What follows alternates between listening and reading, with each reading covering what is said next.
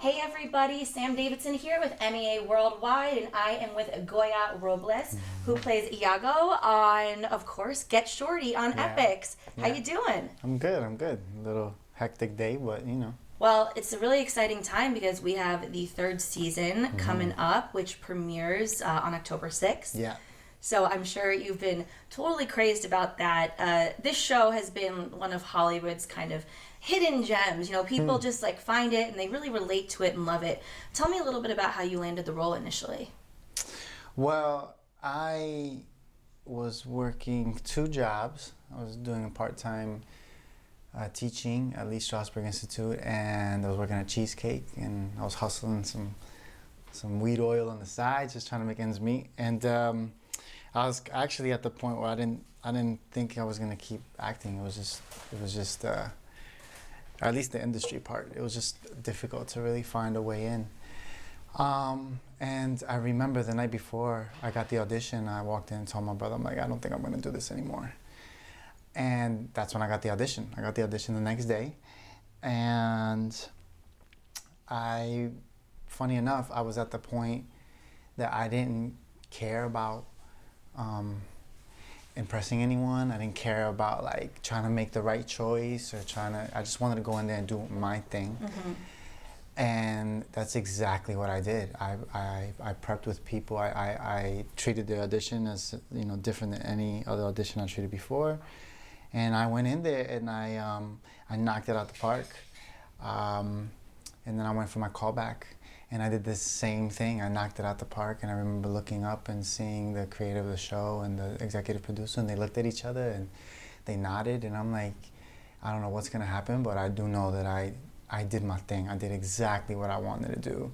And I think that's how I got the job, is that I didn't try to give them any idea. I didn't try to convince them that I was this character. I just went in, I did my thing, and I walked out, and that was it. Yeah, so it's the I do not care attitude. I don't care about impressing you. Yeah, about impressing you. It's like, I care about what I'm doing, that I'm Yeah. authentic in that. Yeah. That's amazing. So you have been a staple in the show since the first season. Tell me a little bit about how you think your character has evolved and what we're going to see from him this season that we haven't seen in the first two. Well, so my character was always written to die at the end of the first season.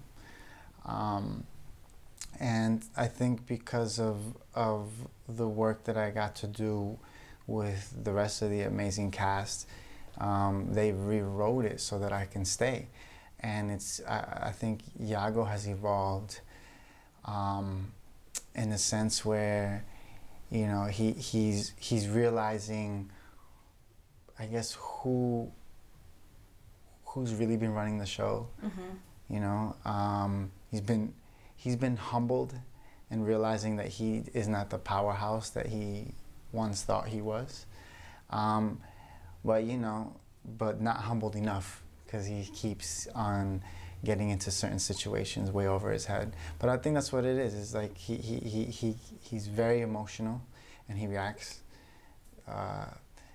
quickly, and he thinks about the repercussions later. So he's starting to realize like that it's getting him into a world of trouble that he wasn't prepared to do. And this next season is just a deeper exploration of that, like realizing that he's gone in way over his head, and now he's between, what is it, that term, a rock and a hard place? Yeah. Yeah, definitely this season gets to explore some of that.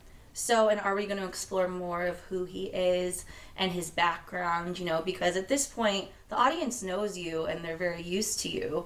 So are we going to dive in a little bit deeper into who this character is and why? Yeah, it's interesting because the way it was written, I think that just kind of happens with most of the cast.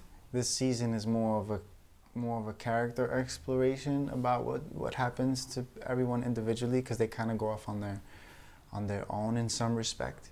So you'll get to see that with Yago, you'll get to see that with Rick, you'll get to see that with Amara. Like, it just happens pretty much across the board. And because it's 7 episodes instead of 10, things are kind of like compact. Everything happens the way it needs to happen. There's like a flow that happens in the story. Is there anything you can tease that you think viewers will be most surprised about as far as what's going to happen? You know, oh, I wasn't expecting that, or I didn't know that. Yeah, well, we know that at the end of season 2 that, you know, everyone's in prison. And so, without giving much away, you'll be surprised to see certain people. So are we going to get a time jump? Because we kind of got a little bit of a time jump before. You'll definitely get a time jump for yeah, you'll get a time jump, but it'll start relatively when people get out. Cool. Yeah. So you've had an extremely interesting background and past. I've done some research on you, and you know, some of the things that you've said and written about, you know, they're extremely fascinating. And so tell me a little bit about how what you've been through in your own life plays into your character. Well, I've for sure gone through a lot of stuff growing up. A lot of things that, without going to plenty of therapy, would have kind of, like, the trauma will kind of just overtaken me. I think that a character like Yago, or, you know, certain characters, specifically Yago, because I tend to go inward with whatever I'm feeling, and I beat myself up over it. But Yago does the opposite. Like, Yago feel the same way, but take it out on everyone else. And so it's kind of this. It's been this fascinating journey on, like, oh, I don't have to always beat myself up. You know, I can, like, not that I have to project it on other people, but they can be expressed more. Like, I think every character teaches me something that I can take on for myself. So is Yago maybe a little bit you without therapy?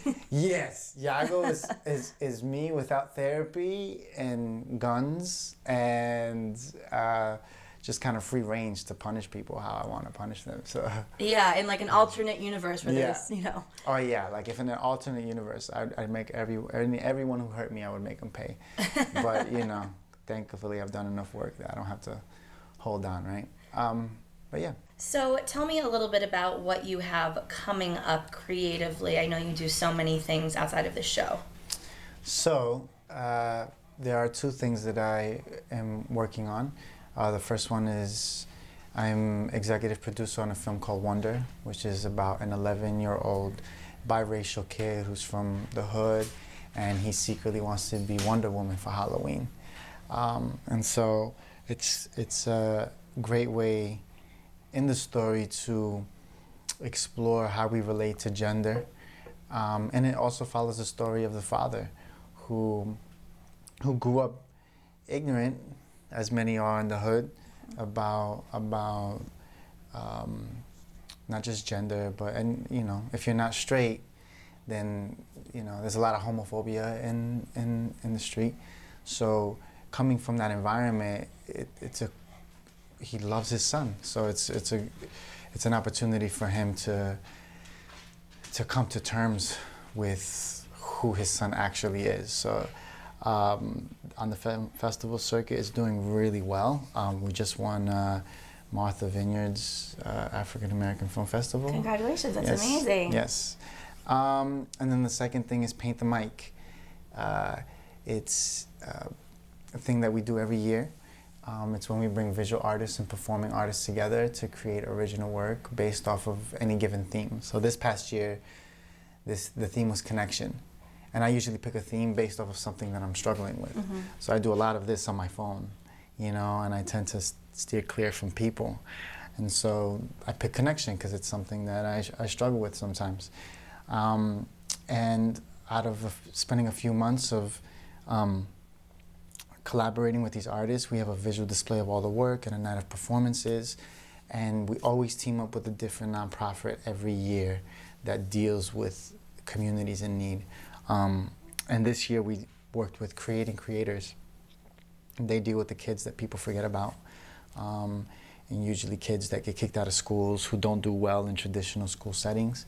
And they give them an opportunity to be heard and use their voice as a way to create film.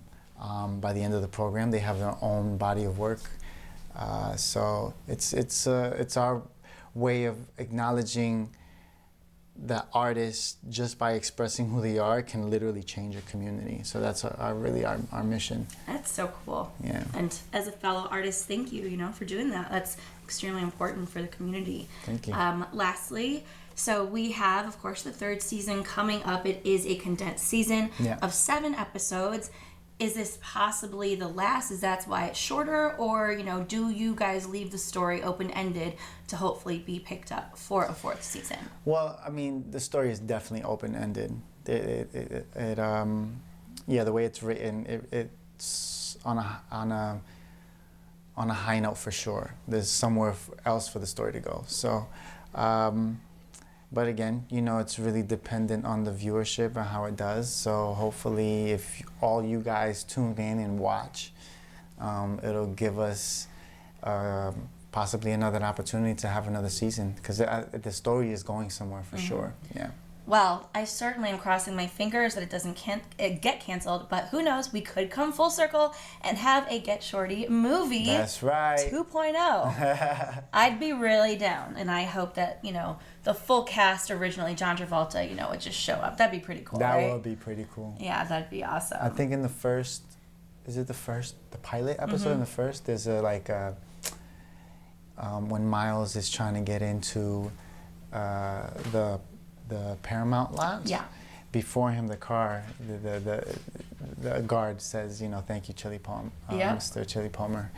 So, little things like that, hopefully. Nice little shout out. Hey, you never know. Yeah. Well, I'm so excited to see the 3rd season. Hopefully it will not be the last. I have a feeling we have a lot of really good stuff in store. So thank you so much for joining us and thank you for having giving me. us some intel about what's going to happen. And thank you guys for joining us. Please make sure to catch the 3rd season premiere of Get Shorty on Epix on October 6th. And you'll be getting some really great stuff every Sunday for the next 7 weeks. That's so right. Make sure you tune in. Thanks, everyone. Bye. Bye.